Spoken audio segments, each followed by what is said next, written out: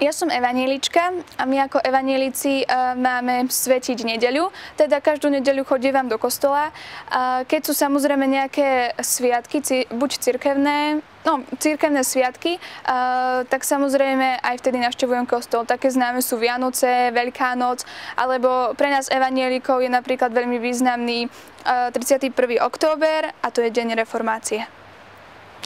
Pán Boh hrá v mojom živote veľmi veľkú úlohu, pretože je to Boh, ktorý ma stvoril, ktorému môžem dôverovať v každej situácii a o ktorom viem, že ma nikdy nesklame, kdežto na niektorých ľudí sa takto nedá spoľahnúť. Veľa ľudí si mýli pojem cirkev a náboženstvo.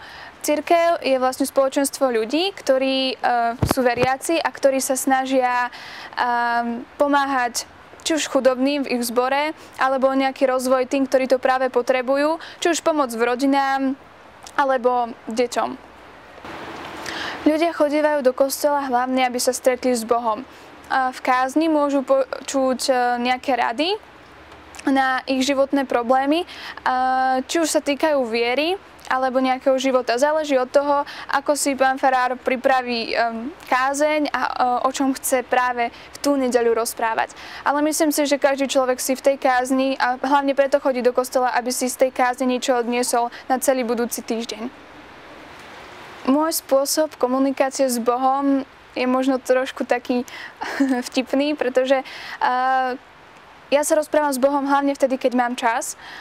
A keď je to napríklad, keď idem zo školy domov a prechádzam sa a teraz začnem zrazu hovoriť nahlas a rozprávať sa s Bohom, tak si niektorí ľudia musia okolo myslieť, že mi trošku šibe, ale nie je to tak.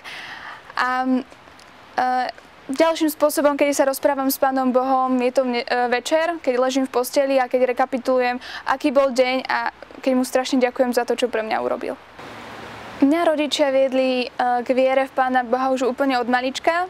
Ako mali aj spolu s mojou sestrou a bratom sme chodili do kostola.